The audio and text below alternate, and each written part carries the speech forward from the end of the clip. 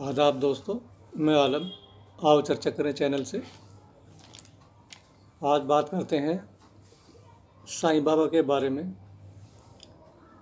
जिनकी मूर्ति को भारत की राजधानी दिल्ली की में एक जगह है शाहपुर जाट, वहाँ पर तोड़ दिया गया। उनको ऐसा लगता था कि ये मुसलमान हैं और इनकी हम मूर्ति उनको नहीं पूजा उनकी नहीं कर सकते।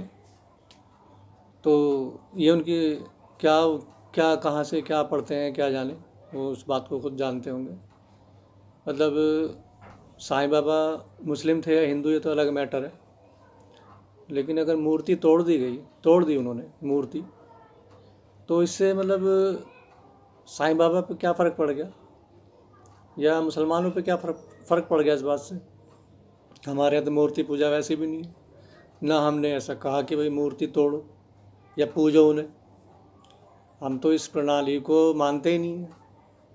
और जो इस दुनिया से चले गए, साईं बाबा इस दुनिया से चले गए, पर्दा कर लिया उन्होंने, क्या आप उनकी मूर्ति लगाओ या मत लगाओ।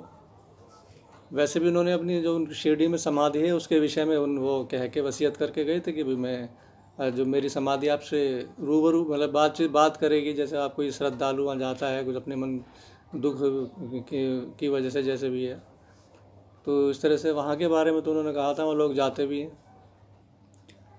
और बाकी कहीं मूर्ति लगा दी, उसको तोड़ दिया गया। भाई ये तोड़ने वालों की अपनी सोच है, मानसिकता है उनकी ऐसी। तालिबान में एक बार मूर्ति तोड़ी गई थी, और चूँकि वो एक इस्लामिक देश है, वहाँ शरीयत का कानून लागू है और इस्लाम में मूर्ति पूजा है भी नहीं, तो उन्होंने जो है उनके देश में पुरानी कोई मूर्ति पाई जाती थी उसको तोड़ दिया था, तो पूरे दुनिया में हलचल मच गई थी। अब ये भारत देश में तो मूर्ति पूजा होती है, ये सभी धर्मों को मानने वाले लोग रहते हैं, और इस देश के अंदर मतलब उन्हीं के नक्शे कदम पर चलते हुए एक सूफी संत की मूर्ति अगर चलो लोग अपनी बनाकर पूज लेते हैं, उनको जो है वो उनको नहीं करना चाहिए वो अलग मैटर है, लेकिन पूज लेते हैं तो मतलब उन्होंने अपने ही धर्म के लोगों की भावनाओं के दिलों को तोड़ा है। मतलब एक तरीके से उन्होंने इस मूर्ति को तोड़ करके जो है अपने धर्म के लोगों की जो श्रद्धालु हैं उनकी भावनाओं के साथ उनके दिल को तोड़ा उन्होंने एक तरीके से।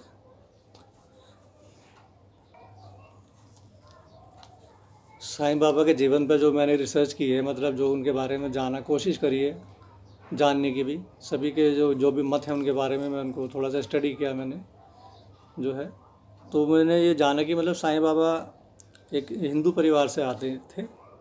इनका पिता का नाम परशुराम भुसारी था, माता का नाम अनुसुईया, और इनके पिता के 5 पुत्र थे जिनके नाम है रघुपति, दया, हरिभऊ, अंबादास और बलवंत। ये हरिभऊ जो हैं ये आगे चल के साईं बाबा के नाम से मशहूर हुए, प्रसिद्ध हुए। जब ये भ्रमण करते करते एक वली के संपर्क में आ गए थे, तो वो उनके साथ फिर जगह जगह घूमते रहे। फिर वापस जब शिरडी आए, वापस अपने गांव आए, पाथरी गांव महाराष्ट्र में, तो वहाँ के एक पुजारी ने प्यार में बहानों में इनको एक जैसे साईं कह के पुकारा, तो वो साईं सबसे कहने लगे इन्हें। इनके आगे की जो इनके वंशज हैं बाद के, वो आज भी औरंगाबाद वगैरह में रहते हैं, निज़ामाबाद में, हैदराबाद में, जिनके नाम इस प्रकार हैं: शशिकांत, प्रशांत, मुकुंद, संजय, लता पाठक, अनिता, सोनिता, सीमा और अनुसुईया आदि। साईं बाबा की पढ़ाई लिखाई भी पाथरी गांव में हुई थी शुरू में, अपने पिता की देख रेख में। बाद में पिता की मृत्यु के बाद इनका परिवार बिखर गया, कुछ भाई वगैरह इधर उधर, कोई औरंगाबाद चले गए, कोई निज़ामाबाद चले गए। इनके पड़ोस में एक मुस्लिम परिवार रहता था, तो जब छोटे से थे साईं बाबा तो उनके घर चले जाया करते थे। तो उनके कोई परिवार में कोई संतान नहीं थी, तो उनको इनसे बहुत ज़्यादा लगाव हो गया, वो इन्हें अपना बेटा मानने लगे। उनका नाम चांदबी था और उनके शौहर का नाम चांद मियाँ था। तो उसके बाद में आप एक वली सूफ़ी संत के, मुस्लिम वली के संपर्क में आए, तो वो अपने साथ जो है मतलब कुछ दीन धर्म की बात सिखाने के लिए अपने साथ ले गए उन्हें। उनके साथ रहने लगे जगह जगह मस्जिदों में, और जहाँ भी जाते तो मतलब ऊपर वाले की, ईश्वर की बातें सीखने के लिए, अल्लाह की बातें जानने के लिए, तो उनके साथ रहने लगे। उसके बाद में जब आप 15 साल के हो गए तो दोबारा से अपने गांव आए, पाथरी गांव। वहाँ पर जहाँ जो उनके पड़ोस में रहती थी, उनकी माँ समान थी, उनको पुत्र समान मानती थी, उनके घर गए चांदबी के। तो उन्होंने देखते उनको गले लगा लिया। फिर उसके बाद में जब आपने कहा कि भी मेरा कुछ रहने सहने का इंतज़ाम कर दो यहाँ पर, तो उन्होंने मतलब जो है पड़ोस के गांव में,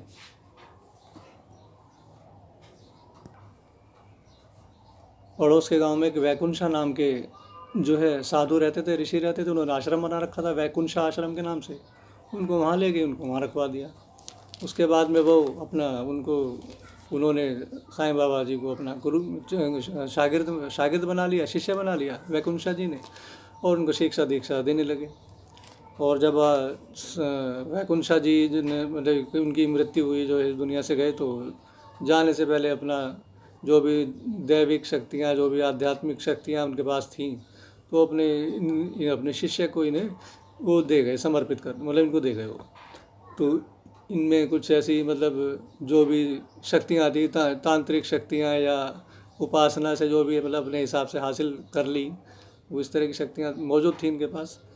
तो उसके बाद में एक वसीयत और कर गए कि भाई तुम शिरडी चले जाना। वहाँ पर एक बार मैं रामदास जी के दर्शन करने, मतलब जो है जब मैं लौट रहा था वापस जो है, तो वहाँ पर पेड़ के नीचे मैं बैठा था, और वहाँ पर जब मैंने ध्यान कर रहा था बैठे हुए, तो मुझे रामदास जी ने दर्शन दिए। उनके तो ऐसे उनकी आस्था थी। तो फिर ये कहा कि भाई ये तुम्हारा शिष्य जो है यहाँ पर आएगा, और ये जगह एक तीर्थ स्थल बनेगी। तो उन्होंने अपने शिष्य को, साईं बाबा जी को, वैकुंठा जी ने ये वसीयत की थी। तो वो उनके इंतकाल के बाद, मृत्यु के बाद, वो शिरडी चले आए। उस नीम के पेड़ के नीचे अपना बैठ कर ध्यान लगाने लगे। वहाँ पर लोग मिलने जुलने आने लगे, हिंदू भी आने लगे, मुसलमान भी आने लगे।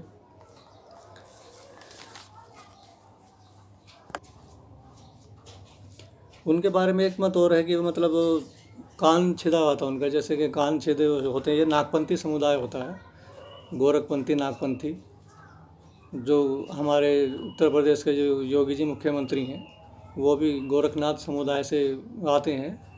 तो इसी तरह का समुदाय, मतलब नागपंथी समुदाय से भी इनको माना जाता है। कान छिदा हुआ होता है इनका, और भजन गाते हुए अपना भिक्षाटन करके, भीख मांग कर अपना ऊपर वालों को याद करते हैं, गुजारा करते हैं। और साईं बाबा भी एक मत के अनुसार मतलब जो है हुक्का वगैरह पीते थे, कमंडल भी इनके पास होता था, और माथे पर चंदन का तिलक भी लगाते थे, और हर हफ्ते जो है श्री कृष्ण जी का कीर्तन भी करते थे। और एक मुस्लिम मत के अनुसार ये बात भी सामने आई है कि इनको जो है, इनका नाम अब्दुल रहमान था, और हज़रत वारिस पाक के वक्त के थे आप, बाबा ताजुद्दीन के वक्त के थे, नागपुर वाले बाबा ताजुद्दीन के वक्त के थे। और साईं बाबा जी को दफन भी किया गया, और इनकी नमाज, जनाजे की नमाज भी पढ़ी गई। तो हज़रत वारिस पाक के समकालीन थे। ऐसा भी एक मुस्लिम मत भी है इसमें। अब इसमें कुल मिलाकर कोई एक मत नहीं बन पाया इनको लेके। इनके शागिर्द, इनको मानने वाले श्रद्धालु या इनसे मोहब्बत रखने वाले सभी थे, हिंदू भी थे, मुसलमान भी थे, जिन्होंने अपने जैसा कई मत इनके आज चले आ रहे हैं शुरू से ही। तो हिंदू इनको हिंदू मानते हैं, मुस्लिम इनको मुस्लिम मानते हैं। और जिन्होंने मूर्ति तोड़ी, तो उन्होंने जो है मुस्लिम मानकर इनकी मूर्ति तोड़ी, जाहिर सी बात है। वे बाकी जो मूर्ति रखी थी आसपास, उनको तो टच नहीं किया उन्होंने। यानी कि साईं बाबा से भी इसलिए चिढ़े कि वो उनको ऐसा, इस मत को उन्होंने स्वीकार कर लिया कि वो मुस्लिम थे। जबकि हकीकत में तो जो इतनी भी मत मैंने जो पेश रखे हैं यहाँ पे, सिर्फ पूरी रिसर्च करके इतनी, तो वो मतलब ना तो हिंदू भी नहीं कह सकते, और दफीना हुआ जनाजे की नमाज भी तो मुसलमान भी कह सकते हैं। एक मत के अनुसार ये भी है कि चमत्कार दिखाने लगे थे वो, और हमारे यहाँ जब कोई चमत्कार दिखाने लग जाता है तो वो इस्लाम से खारिज हो जाता है। चमत्कार दिखाना हमारे यहाँ मना है। तो अगर वो मुसलमान थे भी तो खारिज भी हो गए थे। और अगर दफीने की नमाज हुई, उनकी दफीना हुआ, जनाजे की नमाज भी हुई, तो यानी कि मुस्लिम थे वो।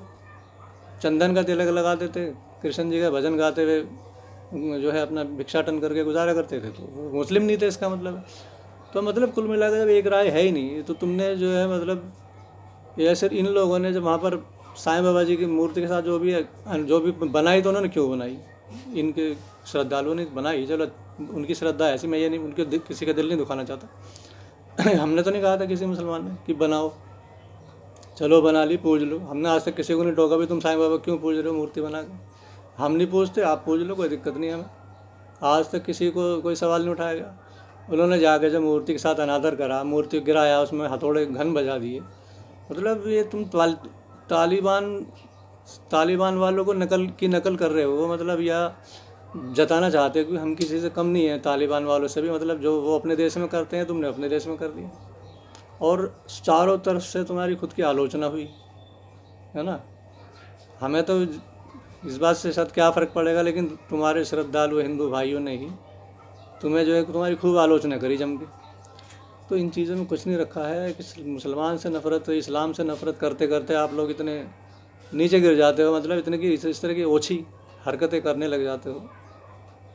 और समाज के सभ्य लोग हैं, घर परिवार वाले हैं, ये असामाजिक तत्व नहीं है, ये पूरी तरह से सामाजिक तत्व हैं। लेकिन इनकी सोच पता नहीं है कौन सी किताब पढ़ते हैं, कौन सा अखबार पढ़ते हैं, ये बस मुस्लिम के लिए नफ़रत भरी पड़ी है इनके दिमाग में।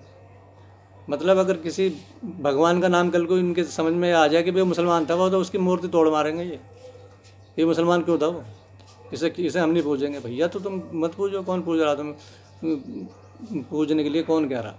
लेकिन चलो कुछ श्रद्धालु, कुछ उनकी भावनाएं ऐसी हैं, पूजते हैं, मानते हैं उन्हें, तो भैया मान लो, हमें इससे कोई फ़र्क नहीं पड़ता। बाकी इस तरह का मूर्ति तोड़ना, उसमें करना, ये काम भी देखो अच्छा नहीं लगता। इस तरह के काम अच्छे नहीं लगते कि आप किसी के धर्म स्थल पर जाकर एक सेलेक्ट करो मूर्ति वहाँ से कि नहीं ये मुसलमान था, ऐसा तोड़ दो। भाई मरे हुए को तो छोड़ दो कम से कम। गांधी जी को तुमने उनकी तस्वीर में तुमने गोली चलाई है, दड़ा दड़ा दड़ा दड़ा, तुम जो ये कि जी गांधी जी को दोबारा मरता होगा कोई? जिंदों पर तुम्हारा बस चलता नहीं। गांधी जी की तस्वीर में गोली मार रहे हैं जी, नीचे को रंग सा भर दिया, खून निकल रहा, सोशल मीडिया वायरल कर रहे हैं।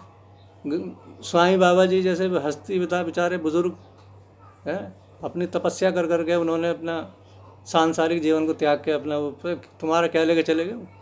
तुम्हें कुछ दुआएं दे के चले गए, उनकी मूर्ति को जा तोड़ा। जिंदों पे बस तुम्हारा जब नहीं चला तो तुम जो है दुनिया से जो गुजर चुके हैं, जा चुके हैं, तुम उनके साथ ऐसा करते हो। मतलब थोड़ी लज्जा थोड़ी शर्म खुद ही कर लो अपने आप ही।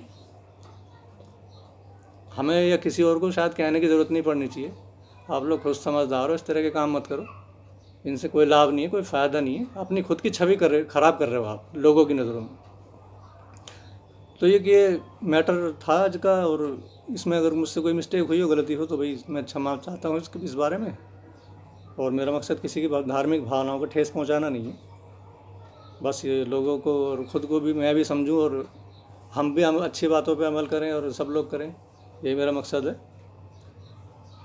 मेरा चैनल, इस चैनल को लाइक करें, चैनल को सब्सक्राइब करें, वीडियो को लाइक करें जो है। और मैं आगे किसी दूसरे टॉपिक पर आऊँगा, किसी दूसरे टॉपिक को लेकर आऊँगा। तो यही बात थी आज की। ठीक है, आदाब, अस्सलाम वालेकुम।